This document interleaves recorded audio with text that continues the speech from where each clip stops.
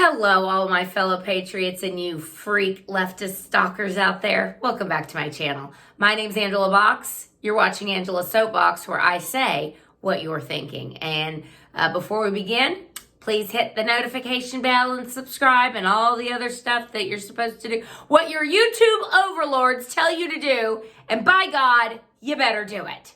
Okay? Thank you. Now, as always, I like to begin with a sea turtle murdering plastic straw. And I think this is my 47 millionth sea turtle I've murdered. I lose count after like the 46 millionth, but today's straw is dedicated actually, today's straw is like a tough love straw, if you will. And let me explain.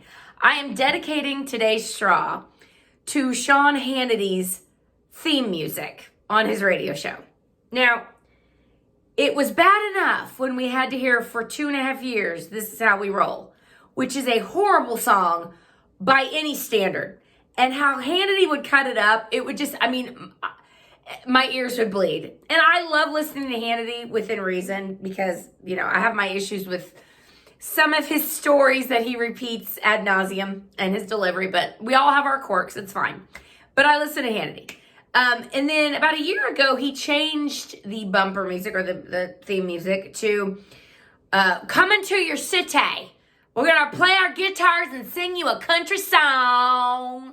I didn't think This Is How We Roll could be topped in awfulness, but magically this song does it.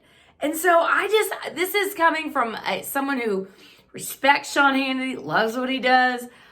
Please, for the love of Jesus, Hannity, if anybody happens to be watching who knows Hannity, please go back to Martina McBride and Independence Day.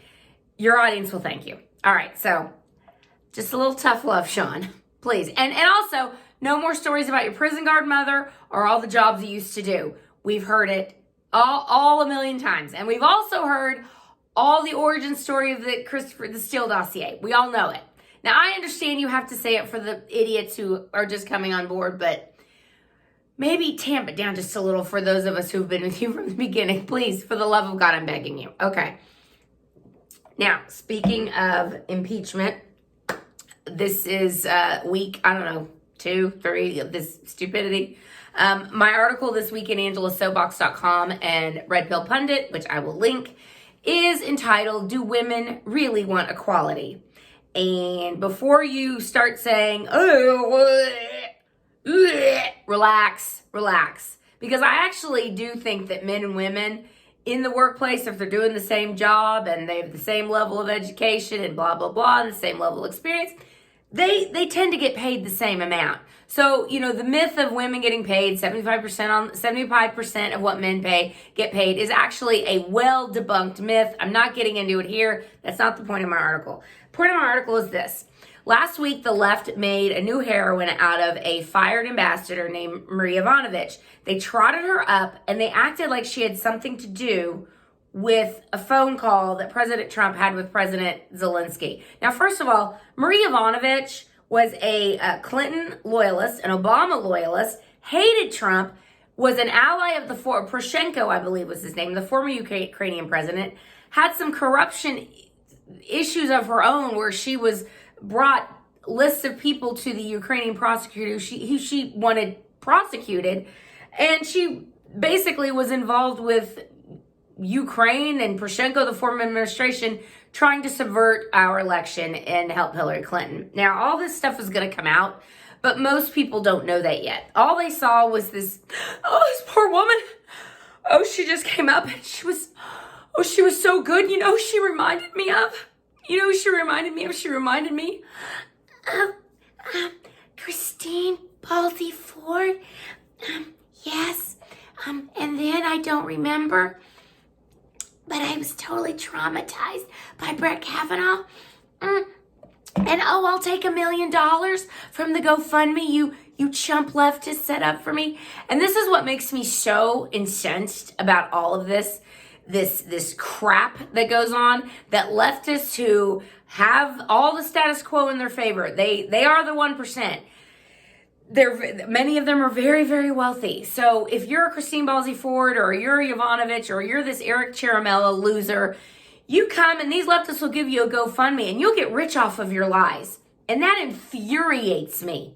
And this Christine Ballsy Ford was named Women of the Year from the ACLU. It is disgusting, and the woman is a pathological liar, and she got rich off of it. The whistleblower is getting rich off of it, and I have no doubt that Yavonovitch is also going to get rich over it. But here's the point of my article, and I apologize if this is the first time watching. I'm a very big tangent person, but believe me, I will come back to what I'm talking about. Now, women have said for 50 years, we want equality, we want this, we want that. Again, if you're doing the same job, same experience, same blah, blah, blah, you get paid the same. But oftentimes those are disparate things. And when you get fired from a job, like Yavonovitch did, for cause, by the way, all those reasons I said earlier, you can't bitch and moan, and you can't allow the media to portray you as some, oh, there was sexism. That orange orangutan fired her because she's a woman.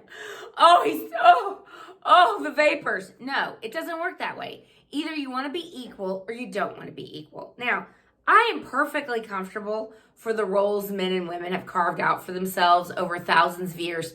I like having my door open for me, and call me retrograde, but I like my drinks paid for when I go to bars by men. Sorry, most girls do like that as well. I know that is just shocking and anti-feminist, but you know what? Guess what, ladies? You like it too. Even the feminists do. So don't let anyone fool you. So, it got in my craw a little bit, and also got in my craw, which is, again, conservative women are treated like garbage, are treated like gum on the bottom of liberal shoes, are spit on, denigrated. People make fun of their appearances and everything. A conservative woman gets mocked over. And, a star was born last week in the impeachment hearings.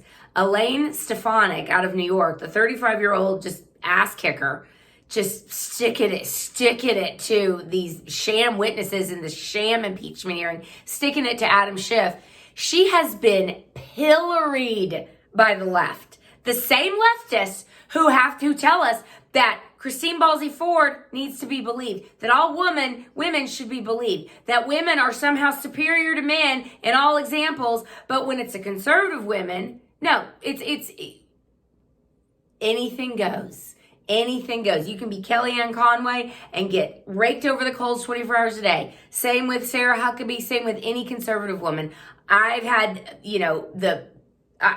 I've been raked over many a coal in my day, so trust me, I know exactly what I'm talking about. But it really is, it's amazing, isn't it, what they get away with? And because they control so much of our status quo in our country, they control the media, they control Hollywood, they control the culture, they control academia, they control the bureaucracy.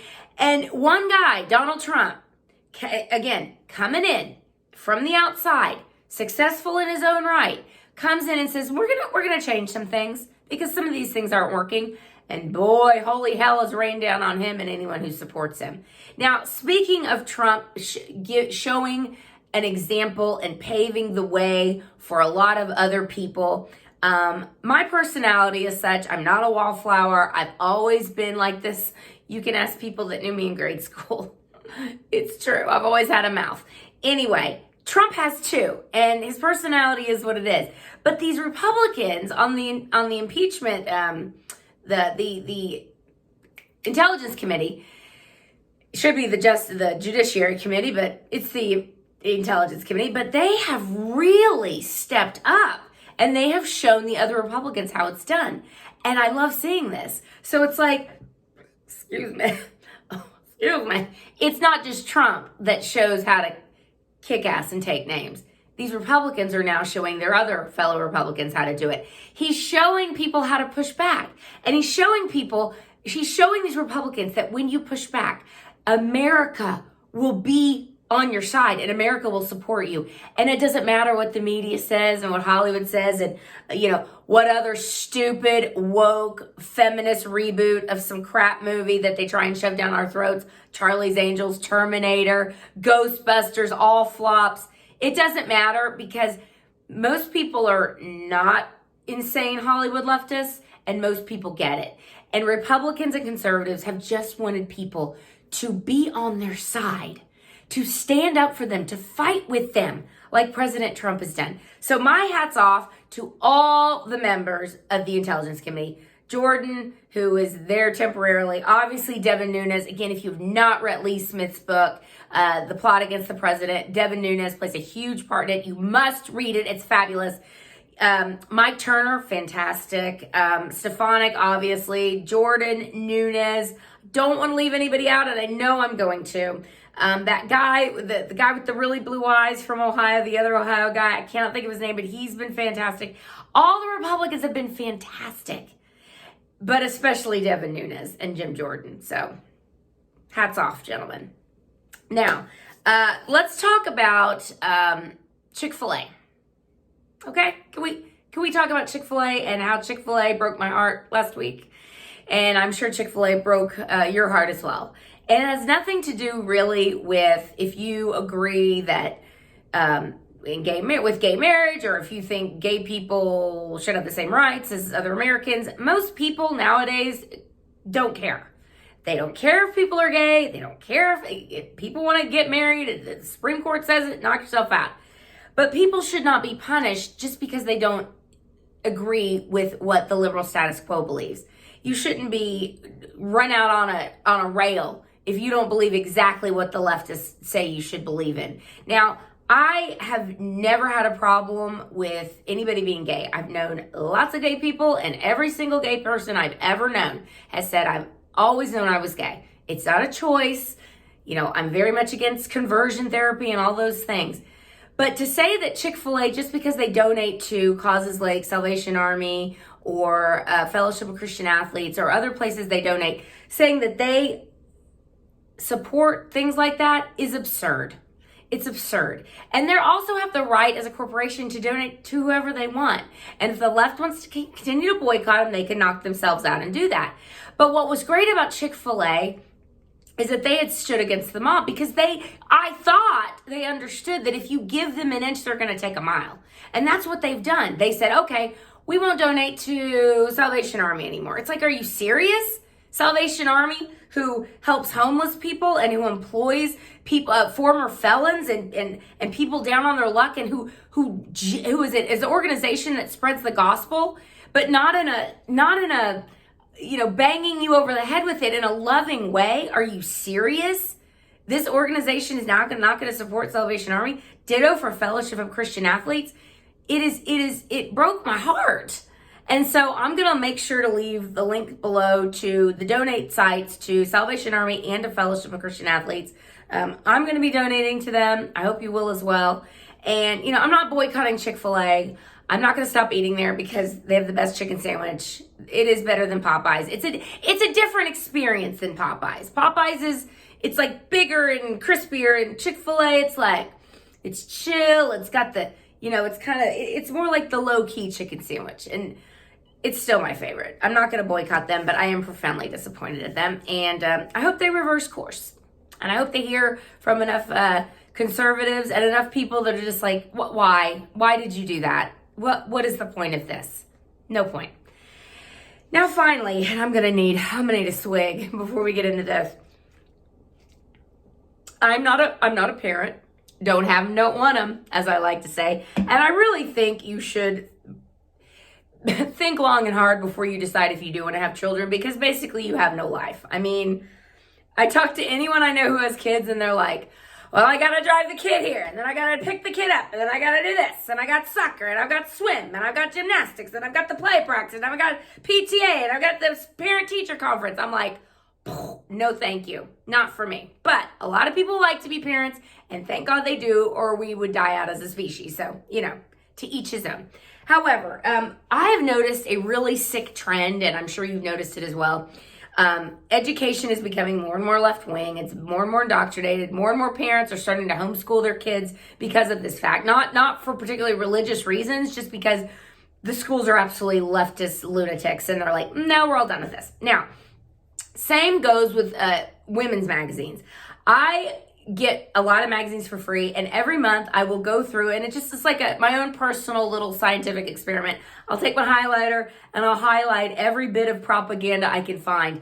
And I'm telling you right now, 70 to 80% of each magazine is just marked up in yellow.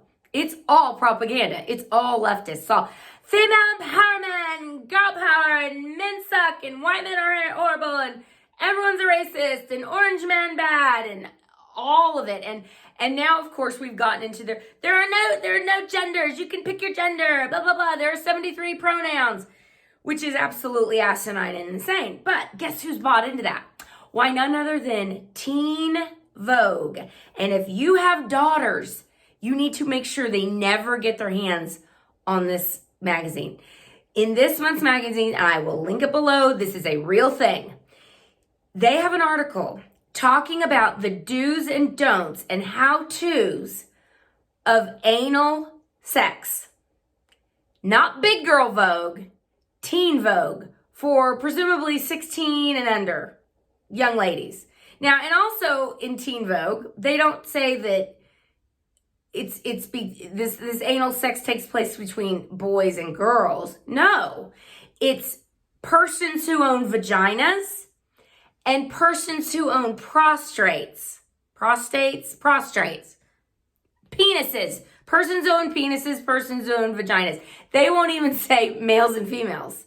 That is how insane this world has become. And it is a disgusting article. It makes me weep for the future, and it makes me glad I don't have a child.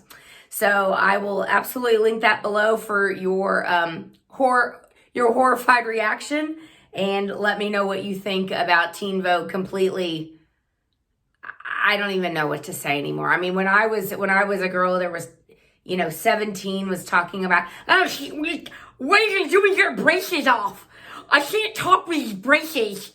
I can't put lip gloss on because of my braces. I get all my braces, it did happen to me. But anyway, that was a halcyon time when people weren't being inundated with wokeness 24 hours a day, and I miss those days. So this video's gone long as usual. Sorry. Let's cut it off. Let's cut it off before we get crazy. See you guys next week. Please subscribe.